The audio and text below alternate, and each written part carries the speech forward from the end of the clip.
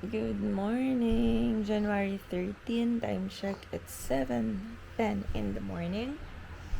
Flying to Hong Kong today, 2 p.m. sign in. And then ang family ay may reunion, hindi ako makakapunta. Good morning, baby! Good morning, baby! Good morning, baby! Kiss mama.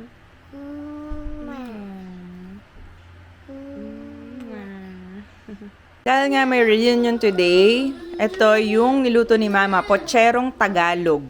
Pork and beans, yan, chicken, repolyo, ayun yung saging, nasaba, carrots, potato, anong tawag dito? Beans, ano tong? Baguio beans?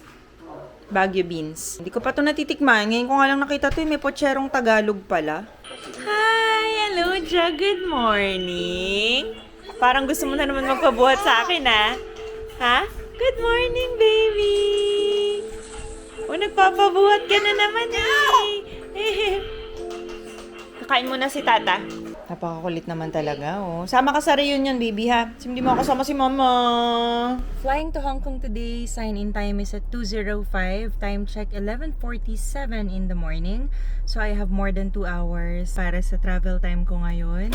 Let's go. 3:30 aircraft today. So, marami kaming pasahero. Kasi nga, guys, bukas na yung Frozen something dun sa Disneyland. So, very, very in demand yung Disneyland ngayon sa Hong Kong. Time check 12:54. I'm here at the airport. Uy, na-maintain niya ang pagka-early. Sana hanggang December 31. And we're done for the day. We're back in Manila. Time check 9:43. We're early by 15 minutes yan. 15 to 20 minutes. Kaya, let's go! Uwi na tayo! Shout out kay Sir Glenn! Sir Glenn, hi ka naman! Let's go! Let's go! Let's go home na, guys! Time check, it's 10:25. Let's go home. 11:20 and I'm home, finally. Good night! January 14, good morning, guys. Ready for my daily workout.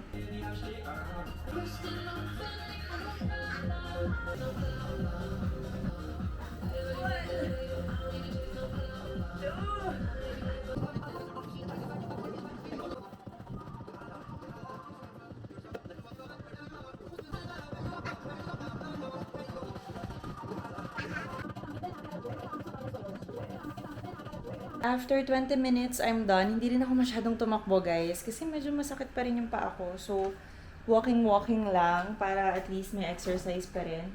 Time for breakfast! Yun ang sitwasyon ng ref namin ngayon. Ang gulo niya kasi ang dami niyang laman. Pero itong pinaka-excited ako na kainin. This is my comfort food. Napakasarap na hipon na maliliit na niluto sa gata. Grabe! Si Ninang Opi. Napakasarap magluto nito. Thank you so much. Ayan ang breakfast natin for today. Kain tayo, guys! This is my daily vitamin C. 2 capsule yung iniinom ko na to. Feeling ko sobrang effective niya. Kasi ever since uminom ako nito, hindi pa ako nagkakasipon. Ang galing niya. Fresh na kami ni baby! Bonding kami, guys, before my flight to Hong Kong tonight. So, for this week, ang flight ko is Hong Kong, Singapore. Time check 2:25 p.m. I'm so sleepy. Kailangan ko na magkape. Sunday pa naman ngayon.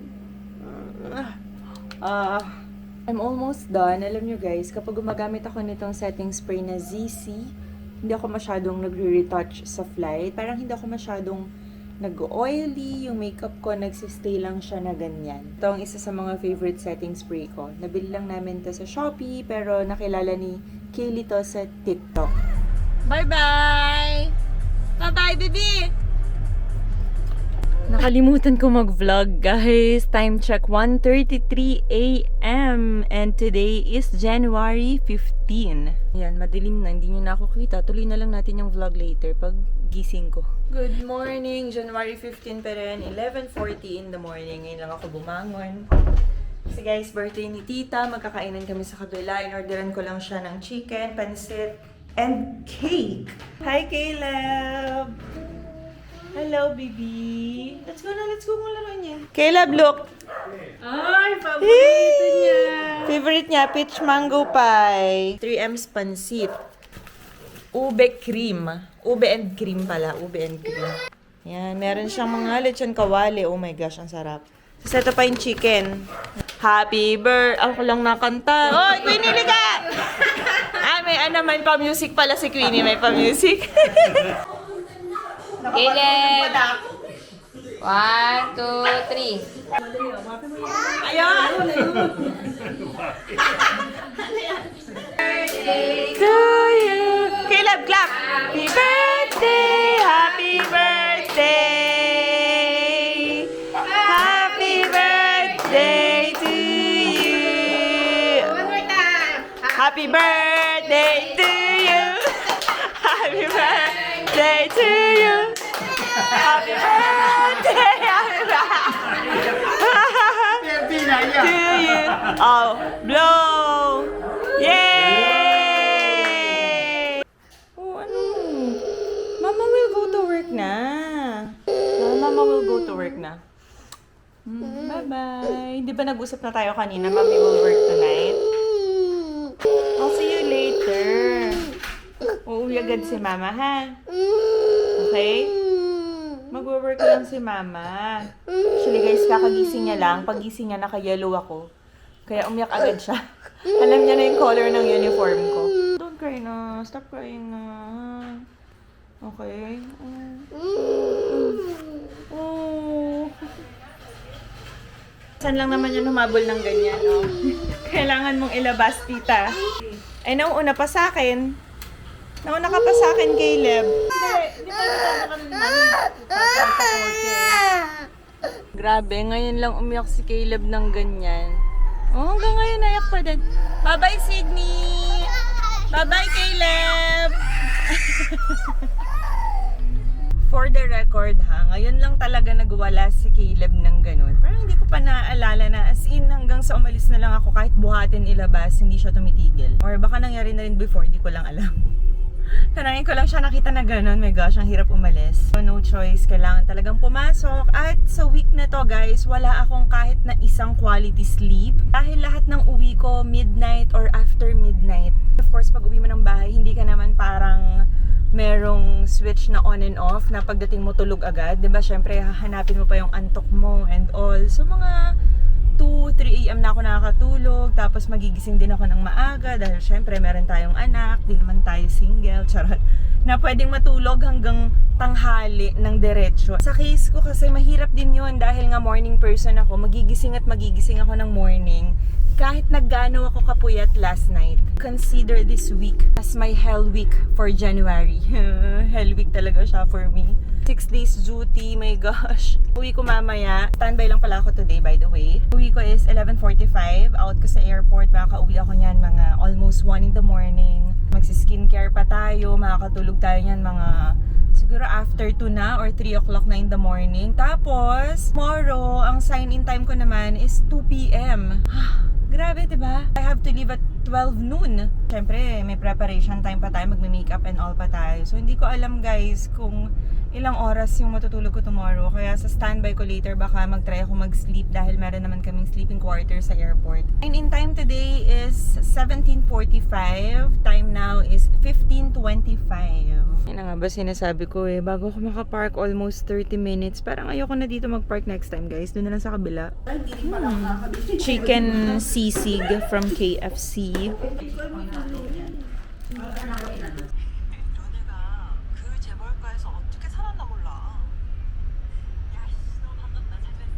Guys, alam niyo ba sa 4th floor may store yung Manila Hotel. Nagbebenta sila doon ng mga pastries at pagdating ng 8 p.m. naka-sale na nga, naka 50% off na. Regular price ng mga pastries nila 95 to 110 pesos. So nung nabili namin siya mga 40 to 50 pesos na lang kaya ang dami kong binili. Ang expiry pa is 3 days from the day na binili ko siya. Kaya medyo dinamihan ko na para marami ring makakain. Grabe, naka 600 pesos nga ako. Pero okay naman lahat ng binili ko, masarap.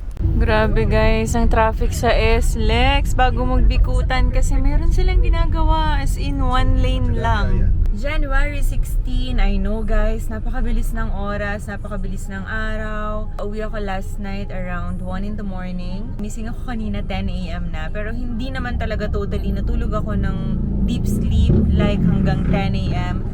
Dahil po si Caleb ay nasa tabi ko. So ginigising-gising niya ako, paputol-putol din po yung tulog ko nung mga oras na yon. Today, flying to Hong Kong po ulit. My third Hong Kong for this week. Laban lang, kaya nating tapusin ang week na to nang walang late, walang infraction or anything.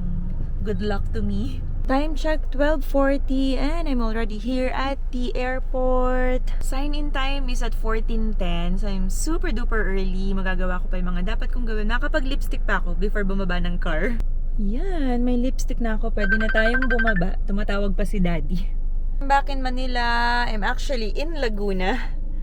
Grabe guys, sobrang pagod ako talaga this week. Bago ako umuwi, nagpagas muna ako kasi hindi pa tapos ang week na to guys. Meron pa akong flight tomorrow, Singapore, na kailangan kong umalis ng 4 p.m. Kasi ang sign-in time ko is 6:55. So mga 4:30 siguro pwede na, no? Finally, I'm home. Ito nga, naghahanap ako ng makakain kasi nagutom ako guys. Good morning! Day today is January 17. Time check, it's 11 o'clock. Gusto ko nang umiyak. Sobrang pagod. Request ko kay mama yung ulam. Sabi ko, isda na may sabaw. Nagluto siya ng pink salmon sa miso. Yummy! Sarap ng luto ni mama. Pangalawang rice ko na yun. Oh, sobrang asim. Caleb, mahilig din sa sinigang. Maasim. Oh. Yummy! Dahil magwa 1 week na nga akong puyat, maglalagay tayo ng eye mask. Nabili ko rin to sa Japan and it's so nice. Retinol din siya. Parang yung isang face mask. Gusto ko mag-extra ngayon. Kahit meron na akong eye mask, maglalagay pa rin ako nito guys. May nagtanong sa akin saan daw ito nabili. Nabili ko po kasi ito sa Donki, sa Japan mismo. Hindi ko lang alam kung may mga orderan ng ganito online. Sa mga Japanese store. Maganda kasi siya, ang dami niya ng laman. 30 sheets na. Tapos, nag-uumapaw pa siya sa Essence. Nandun nga lang siya talaga sa ref. Kaya, sobrang lamig niya. Hindi tayo mukhang puyat later. Hindi pa pala tapos. Meron pa akong rose quartz face roller na gagamitin. Galing naman to sa freezer. Oh gosh, ang lamig, ang sarap. Last day guys, and recently nga, lagi ako nilalamig sa aircraft. Kahit nga sa labas lang, parang nga naka-aircon. And yes, pag night flight, sobrang nilalamig ako sa aircraft. Kaya, yan, naka-pull over ako ngayon. Lipstick na lang and I'm ready. So today, I'm using Lip Mallow from Happy Skin. Shade is Vibin. Yan natin. Let's go. Wala pa ako accessories. Hi guys! Today is January 18. I just came back from Singapore. Wala nga ako ng video doon guys. Kasi sobrang busy nung flight. Tapos pagdating ko kanina, sobrang antok na rin ako. Kaya dumiretso na lang ako ng pag-uwi. Kasama ko na si Daddy. Pupunta ako ngayon sa office para kumuha ng uniform. New set of uniform lang naman. Wala kaming bagong uniform guys. Tapos bagong trolley. Papakita ko yan sa inyo kapag pwede na namin gamitin yung trolley. Bago na yung trolley namin, iba na yung color. Tapos 4 wheels na finally. And then after that, kakain kami sa Orange Bucket na ang tagal ko nang gustong kainan. Ngayon lang namin itatry ni Dear kasi wala yung kids.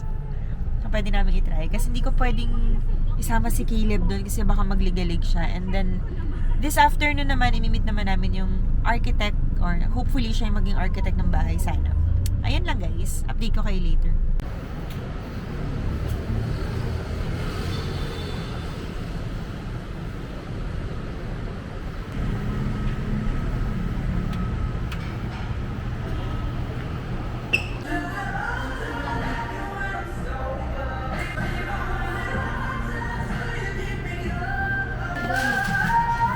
Follow chicken.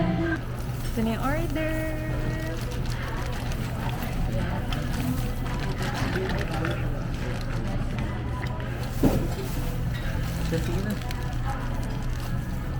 Thank you.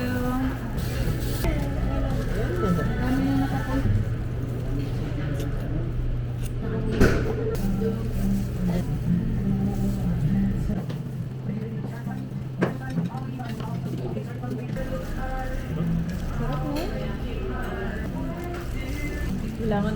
Sobrang... Oh.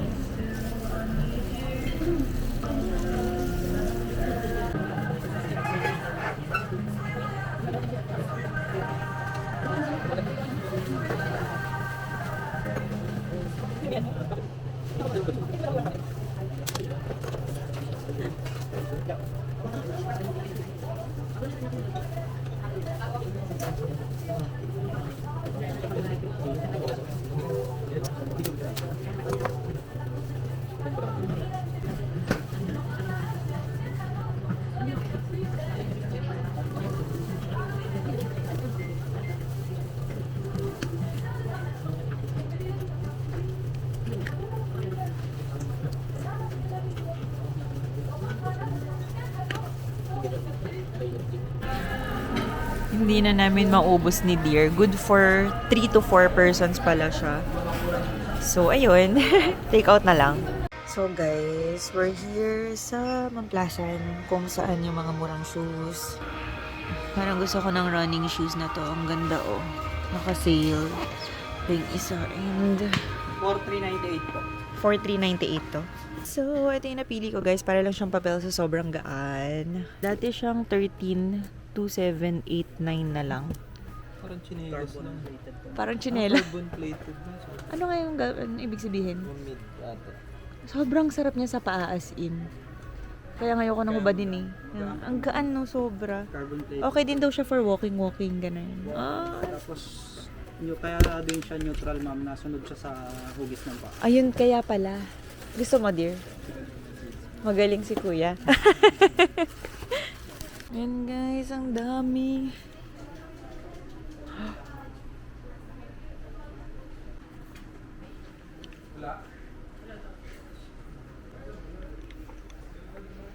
Ayan. Dear, okay, Caleb. Okay, so ito na nga guys. Minute namin yung architect.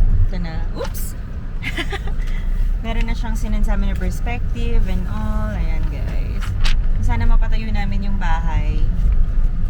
Pautangin nyo kami guys. Basta kapag meron ng plano, may final na, share ko rin yan sa inyo ha. Ngayon, uwi muna tayo kay Bochog na nagtatampo sa amin. Kasi nakita niya kami sa video call na magkasama. Tignan natin mamaya kung papansinin niya kami pag uwi ng bahay. Hi, baby! Dada lang? Dada only, not mama? Ha? Ayaw mo kay mama? Oh, Dada, wala na si Dada, umalis na. Oh, let's go na, let's go. Oh, wait for Dada. Oh, we dito si Dada. Wait lang. Baka mahulog ka ha. And that's the end of my weekly vlog. Thank you so much for watching. At sana sa next week, nandito ulit kayo guys. Grabe. Sorry, wala akong masyadong na-share kasi sobrang busy ang aking Hella week. Puro pagod ang na-share ko ngayong week na to. Pero sana makabawi ako sa inyo next week. Maraming salamat sa panonood. Caleb, look up. Maraming salamat sa panonood. Follow, like, and share. Goodbye. Ay, say goodbye. Paalam. Babush. Bush. Bush.